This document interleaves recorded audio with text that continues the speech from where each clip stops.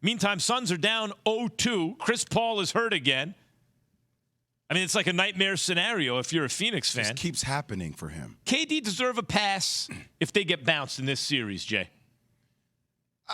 I mean, look, you play 14, 15 games together overall in the season.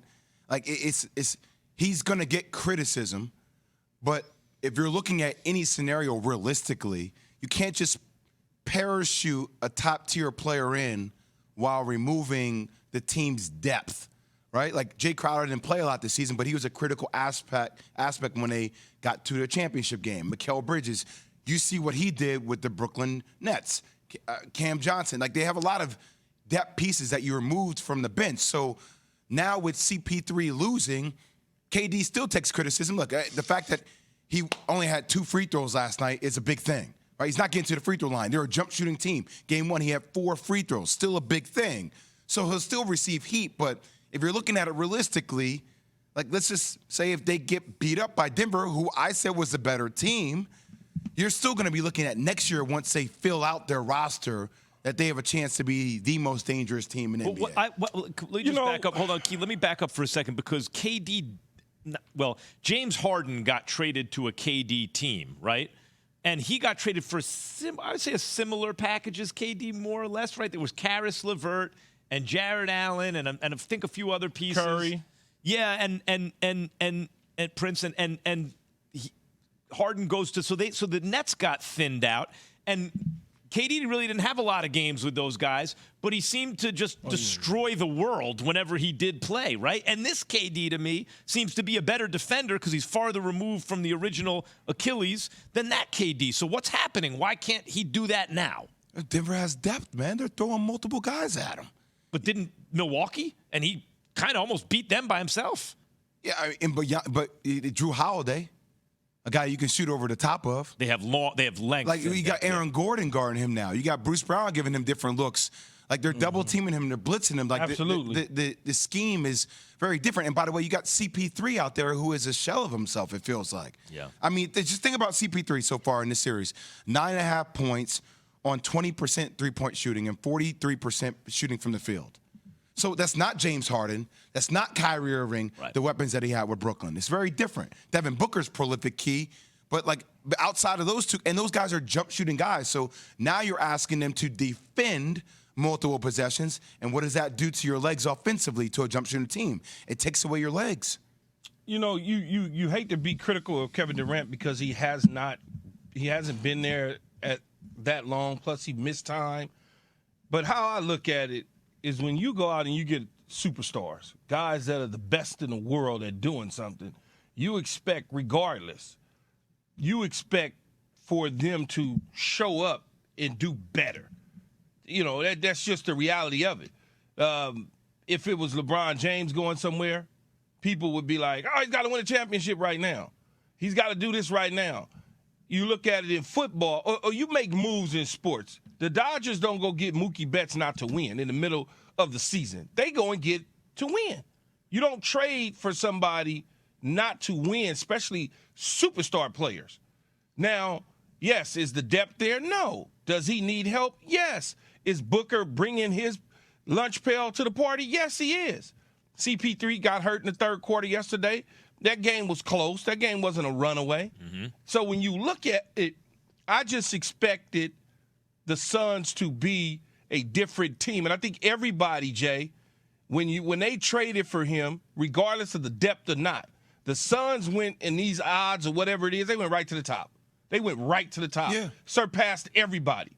You know, when you think about it, the Lakers made the trade deadline, they made some moves. Along the way, they started to get better. And they started to get better. Then they played in the playing game, got a little bit better, and then they take care of business, so that, you know, against Memphis, and now they see Golden State. But Key, like realistically, like within like a lot of that is media hype because of the brands of names. Guess how many points their bench had last night, Key? No, you're going to tell me. 4. Well, that doesn't help. Their bench gave you 4 points last night. In which quarter? So a lot of people say, well, you have Kevin Durant and Devin Booker. Well, like, I used to hear this all the time growing up. 2-man can't be 5. Like, they might get close. But, like, this is a team sport. So when you have the depth and you're running different guys at KD and Devin Booker, they do get winded. They are human. Yeah, and it was in the third quarter that Jokic hit the shot, Jokic with the assist, and that's when the Suns were up maybe 6-7 points, and then it flipped right there, right as the attrition of the game started to mount. But I said going into these playoffs, guys, the nightmare scenario for KD, and by the way, there could be redemption next year and everything. It's an ongoing story. But in this chapter, man, don't let Steph or LeBron get farther than you in the Western Conference right now if you're KD. It could be a redemption story. It's going to happen for one of them. Either way, yeah, exactly. It could be a redemption story, but do you think the Suns got KD for it to be a redemption story? No, the Suns did what they did to try to finish the deal right now. No, but I think right now, if you can finish the deal, that's gravy in year. It's not even year one. You're talking about like month 3. Usually when the next year he's older. Yeah, agreed. But at least you can fill out the roster next year. Right, that's you what get happens. more than 4 bench points, and you're hoping you have to make decisions on CP3. Maybe they go and they get Kyrie in the mix. Maybe they sniff around that a little bit. In the NBA, usually what happens is if it's a midseason trade, you have to trade so many assets to get that piece. It takes you a year or 2 to flesh out the roster now, right? Because you thinned it out to get that premium piece. So we'll see what happens. But this year, it is likely that, let's say the Warriors are favored, right? Steph gets farther than KD or Bron in the same conference. You have to go to the free throw line more than 2 times in the game, man. Like if he's not being aggressive enough. You can't settle and be content for jumpers. And by the way, in game 1, you only have 4 free throw attempts. So nobody's making excuses. You're just recognizing like where they lack in certain areas. How much of a pass are you willing to give what is KD this year, 50, 45, 90? It's pretty good too. Right. How much, if the Suns don't win it this season, does he get a pass? If they don't win it, does he get a pass? Yes. I'm not sure how he would get a pass. No, he went there to win a championship. Thank you, Legs. If you add Kevin Durant to the team, now the one thing I will say where I disagree with some people right off the bat, of course, immediately the question was championship or bust. Total failure. And I said right away, no, because he's going to be there for a few years. It doesn't have to happen this year, but he is going to get criticism every year that he doesn't win, because when you add Kevin Durant to an already good team, a team that not really the same core necessarily, but some of the same guys that went to a final, like you're expecting to win that year. Doesn't mean that you blow it up or it's over. He's got more opportunities in Phoenix. They're going to have to rework some of their roster and add some depth and things like that. But he's going to get criticized. You don't bring in Kevin Durant and say, hey, this is a long-term vision here. The guy's in his 30s, and this is still one of the elite players in the league. You're expecting to win a title year 1. But see, like the trigger word is pass. Right? Like nobody gets a pass. Yeah. But there is the reality that if CP3 goes down, you give up all your depth, right? You still expect, now look, going to the free throw line 2 times last night, unacceptable. Same with going to the free throw line, game 1 4 times, unacceptable. You want KD to have better performances. Nobody gets a pass in this league, but still you can realize that if they fulfill the bench next year, they get more than 4 bench points, 4 in a playoff game, that they're probably better suited next year to win a chip. Correct? Yeah, no, I 100% agree. The one thing that bothered me the most last night about that game, and I'm not taking anything away from Denver, because this is right now we're talking about Phoenix. So what did I see about Phoenix last night? They were running an AAU offense the last 18 minutes of that game. It's just every trip was either Durant or Booker basically in a straight-up isolation situation against one of the best teams in the league. That's not going to let that happen. You're not going to make enough tough shots to beat a team that moves the ball that well on the other end of the floor. I just thought their offense completely undermined their chances to win that game. They were good enough defensively to win the game last night. It took some big shot making out of KCP, right? That very clutch threes that he hit. Jokic was really good down the stretch. Murray hit a big jumper.